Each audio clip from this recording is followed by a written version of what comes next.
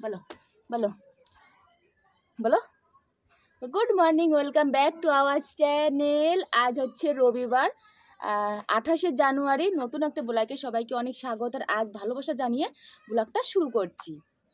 জানি না কি ব্লগ শেয়ার করবো টুকিটাকি, আর থাম্বনেল আর টাইটেল দেখে তো বুঝেই গেছো যে কি শেয়ার করতে চলেছি। বাট বেশি কিছু শেয়ার করব না, ওই সামান্য কিছু যেটুকু করবো রেসিপি সেটুকু তোমাদের সাথে শেয়ার করব। কেননা ব্লগ অনেকদিন ধরে করা হয় না, তো কেমনটা ছমো লাগছে যে কি করব না করব, কি শেয়ার করব কি করব না বুঝতে পারছি না। আর আমার সোনাকে এখন খাওয়ানো হলো, সেরেলাক খাইয়েছি। আর তারপরে ভাবছি একটু ভিটামিন ডি খুবই প্রয়োজন, কারণ আমার ছাদ তেমন আসাই হয় না, কেন জানো তো, টাইম পাই না। এই টাইমটাই আমার ভীষণই ব্যস্ত থাকি আমি। আর আজ তোমাদের দাদাভাই ভীষণই ব্যস্ত, ও আজ রোগীর ভীষণ চাপ, তার জন্য আমার সোনাকে নিতে পারছে না। আর আমি কী করবো, সব কাজ ফেলে থুয়ে চলে এলাম ছাদে আমার সোনাকে একটু রোদ পোয়াতে। তো বাচ্চাদের তো ভিটামিন ডি খুবই প্রয়োজন, কিন্তু আমি টাইম মতো না আমি আর কি রোদে আনতে পারি না, তোমাদের দাদাভাইও আনতে পারে না টাইম মতো, বেলা হয়ে যায়। আর ঘুম থেকে উঠে অনেকটা দেরি করে ঘুম থেকে ওঠে, তার জন্য সকালবেলা সেই সকালের মিষ্টি রোদটা খাওয়ানো হয় না। এই আসছে ব্যাপার। তো চলো আর কিছু বকবক করবো না। সকালে সমস্ত কাজ আমার এখনো পড়ে আছে, বাসি কাজ। শুধু মানে ঘর মোছা আর ঘর ঝাড়ু দেওয়া হয়ে গেছে, শুধু থালা বাসনটা মাজলে আমার কাজ কমপ্লিট। সেটা এখনো হয়নি, সকালে ব্রেকফাস্ট করিনি আজ। আমরা তোমার দাদা ভাই ভীষণ ব্যস্ত, মেয়েকে নিতে পারছি না, আমি আর ব্রেকফাস্ট তৈরি করতে পারছি না। তার জন্য একবার দুপুরে লাঞ্চ করবো, একবার বিরিয়ানি। লা লা লা লা লা লা লা, দেখো বন্ধুরা আমার বিরিয়ানি ভাত রেডি।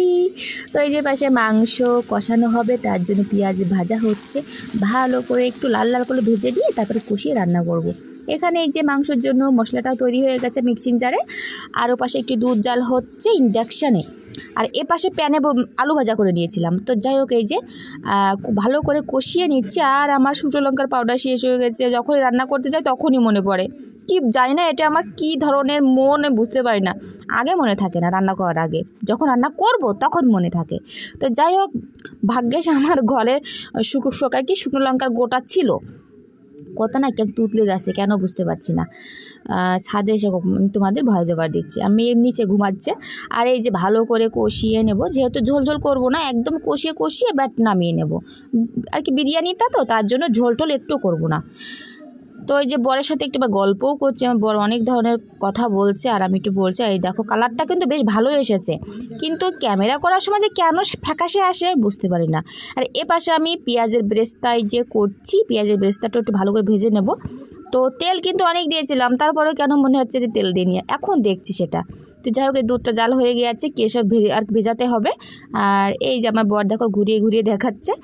তো অনেকটাই করেছিলাম। আরেকটা দুঃখের বিষয় কি জানো তো, এই যে একটা ভুল আমার ভীষণ আকারে, ঘি আমার যে শেষ হয়ে গেছে কবে আমি বুঝতেই পারি না। মাংস এদিকে তো মাংস রেডি হয়ে গেছে, আলুটা একটু তুলে নিয়েছি কারণ বেশি গলে গিয়েছে মনে হচ্ছিল।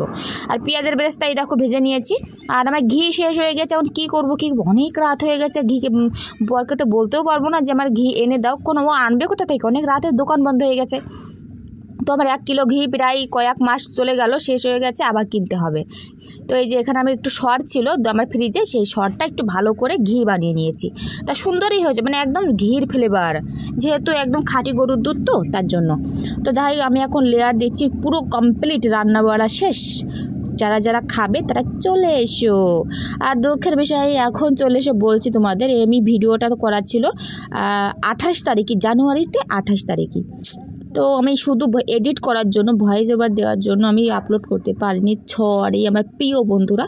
তো এই যে আমি একটা একটা করে আগে আলু দিয়ে নিয়েছি, ঘি তো আগে দিয়ে দিয়েছি হাঁড়ির নিচে, তারপরে ভাত, তারপরে এই যে আলু একটা করে দিয়ে দিয়েছি, তারপরে মাংস দিচ্ছি। এই দেখো, তো আমি এক হাতে ক্যামেরা করছি, যেহেতু আমার মেয়েকে তোমাদের দাদাভাই একটু বাইরে নিয়ে গেছে ঘুরু করাতে, ও ভিডিও করতে পারছে না, তার জন্য আমি এক হাতে করছি। আর এক হাতে এই যে লেয়ার দিচ্ছি, কিছু করার নেই, সবটা তোমাদের সাথে শেয়ার করতে পারলাম না, বাট প্রথমটাকে একটু দেখালাম। তারপরে এই যে দেখো দিয়ে দিলাম পেঁয়াজের ব্রেস্তা।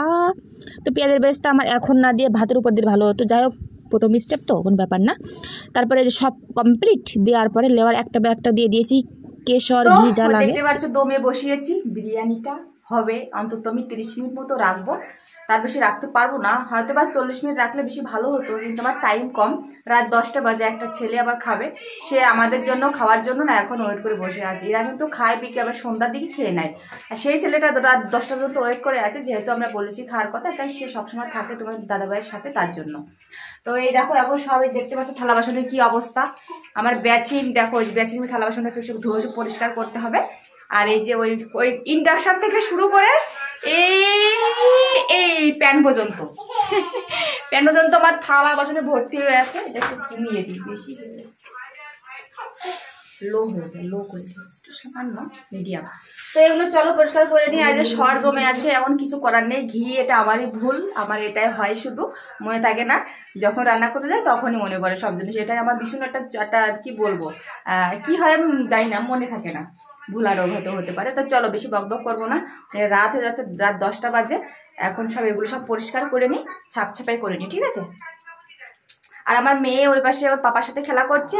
আর তোমাদের দাদাভাই হচ্ছে কুশল কোহলি ব্লগ, যে আর যারা আছে ভীষণই ভালো মানুষের আন্টিরা, ওদের ব্লগ মানে এলবি দেখছে, লাইভ দেখছে।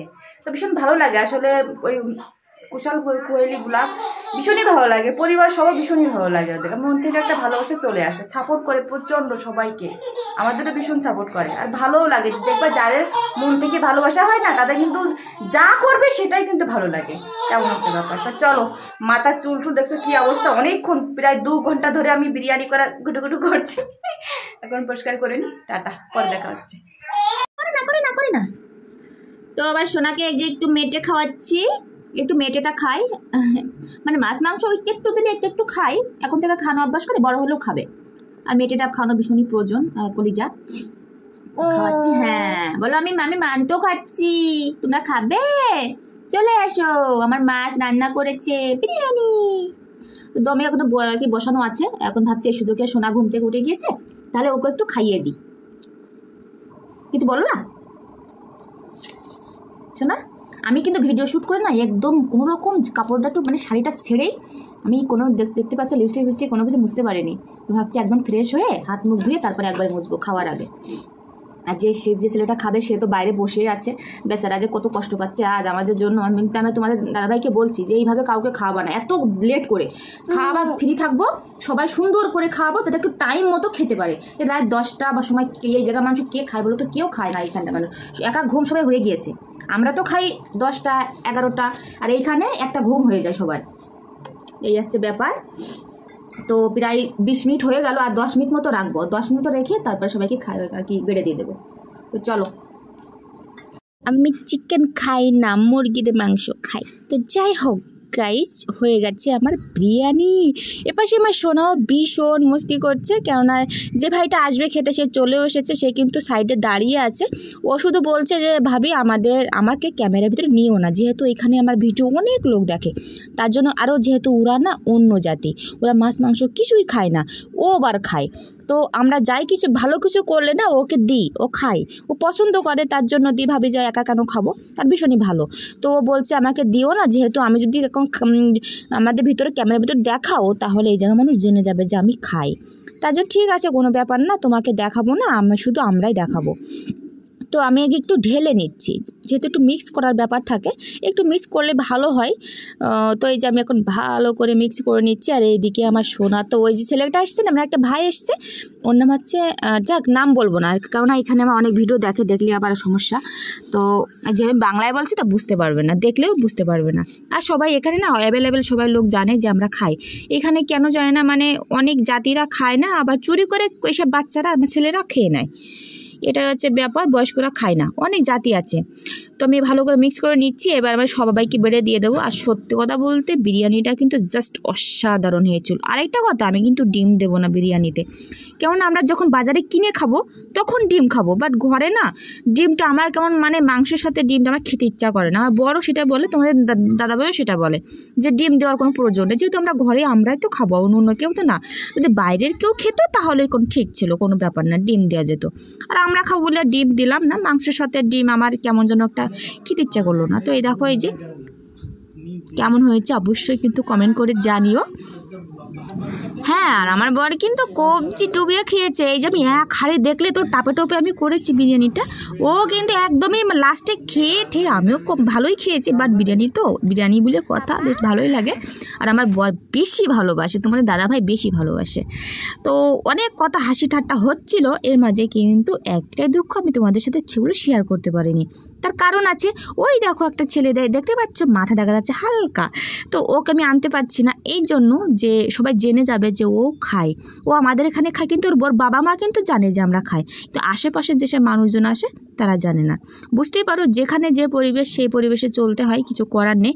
কিন্তু যেহেতু আমরা বাঙালি সবাই জানে যে আমরা একটু জেট খাই মাছ মাংস, বাট এইখানে যে ওই অনেক ধরনের জাতি থাকে, জেন একটা জাতি আছে, তারপরে ব্রাহ্মণ তো সব জায়গায় আছে, ব্রাহ্মণরা তো খায় না, কিন্তু এইসব এই বয়সের ছেলেগুলো খায়, এই মানে 20-25 বছরের ছেলেগুলো খায়, মানে চুরি করে করে, যেমন এই ছেলেটা খাচ্ছে। তো যাই হোক, এবার আমিও খাবো, কেননা তোমাদের দাদাভাই বলছে তুমিও বসে পড়ো, শুধু শুধু রাত করে লাভ নেই, কেননা অনেকটা রাত হয়ে গিয়েছে, প্রায় 11টা-12টা প্রায় বাজতে গিয়েছে। তো আমি তোমাদের সাথে একটু দেখাচ্ছি, দেখো মাংস। তো যাই হোক, খাওয়া হয়ে গেছে কবে, আর আমি এখন তোমাদের ভয়েস ওভার দিচ্ছি। বলো বিরিয়ানিটা কেমন হয়েছে? বিরিয়ানি এমন হয়েছে, খাওয়া বেশি হয়ে গেছে, দেখতেই তো পাচ্ছ পেটের কি অবস্থা, তাহলে বুঝে নাও বিরিয়ানি কেমন হয়েছে। আলাদা করে কি বলতে হবে বলো, একটু ভালো করে ধরো, যে মাথা কেটে যাচ্ছে, না হলে এই জন্য হাতে এমন হয়, কি করবো, এই জন্য একটা ট্রাইপড কেনার দরকার, ভীষণই জরুরি। আমরা এখনো কিন্তু কিনিনি। বলো আগে বলো। তো খুব ভালো লেগেছে, অ্যাকচুয়ালি আমি ভাবতেও পারিনি যে এত ভালো বিরিয়ানি বানাতে পারবে। মনে হচ্ছে না কখনো বানাইনি, এমন ভাব করছে যে বানাইনি। হ্যাঁ, আগে বানিয়েছিল, বাট কয়েকদিন আগে আমি নিয়ে এসেছিলাম বাইরে থেকে, তো খুবই মানে বেশ স্বাদ ছিল, যেটাকে ডাইরেক্ট বলে, মানে হ্যাঁ এইখানে ভালো বানায় না। ওরা কি এক ধরনের লঙ্কা লবণের গুঁড়ো দিয়ে ওই প্লেটে বিরিয়ানি দিয়ে ওইটা উপরে করে দেয়, এরকম লবণে বেশি বেশি হয়ে যায়, নুনের জন্য একদম মানে বেকার লাগে। তারপরেও আমি একটু ঝাল ঝাল পছন্দ করি প্রত্যেকটা জিনিস, ভালোই হয়েছে, লঙ্কা বেশি দিলে ভালো লাগে, হয়নি। যতই স্বাদ খারাপ হোক লঙ্কা যদি ভালো হয় না, আমার সেটা টেস্টি লাগে। তবে লঙ্কাও কম থাকে, লবণ বেশি থাকে। এখানে ব্যাপারটা আলাদা, এখানে অন্যরকম হয় না। তো চলো, অনেক রাত হয়ে গেছে, এখন হচ্ছে সবকিছু রেডি করে আমার সোনাকে এরকম নিচেতে খেলা করছে, এখন ঘুমু ঘুমু হবে। চলো টাটা।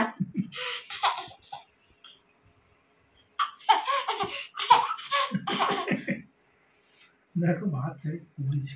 আর দেখো মা, আমরা খেয়েছি, এক সাইডেও সাদা এনে দিয়েছি, সাদা ভাত কি করেছে দেখা যাচ্ছে না, তো যাই হোক কোনো ব্যাপার ছোট না। ভাত বোঝা যায় না। চলো টাটা, আমার হাত লেগে যাচ্ছে।